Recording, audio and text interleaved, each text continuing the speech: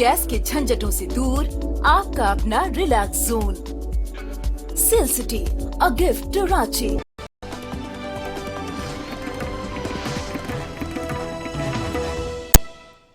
नमस्कार, आप देख रहे हैं कशिश न्यूज। मैं हूं रश्मि श्रीवास्तव, आपके साथ बुलेटिन की शुरुआत करेंगे इस वक्त की सबसे बड़ी खबर के साथ। विधानसभा सीटों पर उपचुनाव का ऐलान कर दिया गया है। चुनाव आयोग ने उपचुनाव का ऐलान किया है। 7 राज्यों की 13 विधानसभा सीटों पर उपचुनाव होंगे। 10 जुलाई को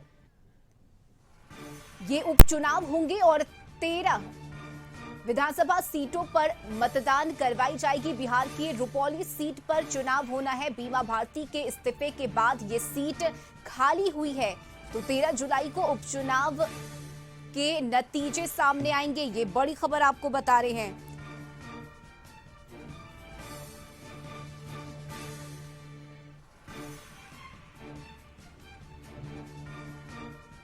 और बिहार संपादक अशोक मिश्रा इस वक्त हमारे साथ जुड़ गए हैं। अशोक जी, उपचुनाव को लेकर ऐलान किया गया है तारीखों का। बिहार से बात की जाए तो एक सीट पर उपचुनाव होने हैं। क्या पूरी जानकारी, क्या कुछ कहा गया चुनाव आयोग की तरफ से? बिल्कुल, देखिए, रुपौली के जदयू विधायक रह चुकी बीमा भारती, जिन्होंने पार्टी की सदस्यता से इस्तीफा दी थी और विधानसभा की सदस्यता से भी इस्तीफा दिया था। चूंकि वो पूर्णिया लोकसभा सीट से आरजेडी की उम्मीदवार बनी थी, इसलिए उन्होंने विधानसभा की प्राथमिक सदस्यता से इस्तीफा दे दिया था।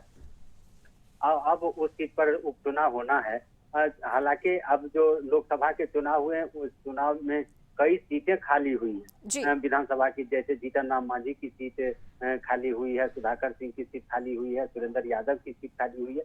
यानी कि कई विधायकों ने भी इस बार लोकसभा की सीटें जीती हैं, लोकसभा का चुनाव जीता है। लेकिन इसके बावजूद भी चूंकि ये लोकसभा चुनाव के पहले बीमा भारती ने इस्तीफा दे दिया था, इसलिए इस पर चुनाव होना है। और ये 7 राज्यों की 13 विधानसभा सीटों पर चुनाव होना है और इसके लिए चुनाव आयोग ने घोषणा कर दी है।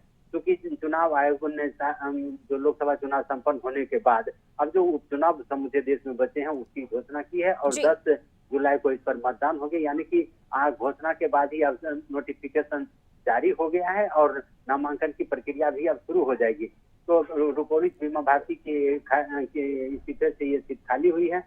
और सबसे बड़ी बात है कि ये चूंकि जदयू की पारंपरिक सीट रही है और जो लोकसभा चुनाव के परिणाम आए हैं उसमें भी पूर्णिया में जो बीमा भारती को रुपौली में विधानसभा में भी काफी कम वोट आए हैं। तो इसलिए ये कहा जा सकता है कि अब जदयू वहां तो किसी दूसरे को उम्मीदवार बनाएगा। अब देखना यह होगा कि क्या आरजेडी फिर से बीमा भारती को उम्मीदवार बनाता है या नहीं बनाता है। लेकिन चूंकि बिहार में अभी एक उपचुनाव की ही घोषणा हुई है, इसलिए उम्मीद की जाती है कि 10 जुलाई को विधानसभा का चुनाव होगा और 13 जुलाई को इसके परिणाम भी आ जाएंगे। जी चलिए, बहुत शुक्रिया अशोक जी आपका तमाम जानकारी के लिए। तो ये बड़ी खबर आपको बता रहे हैं, जो इलेक्शन कमीशन ने बिहार समेत 7 राज्यों की 13 विधानसभा सीटों पर उपचुनाव की तारीखों की घोषणा की है।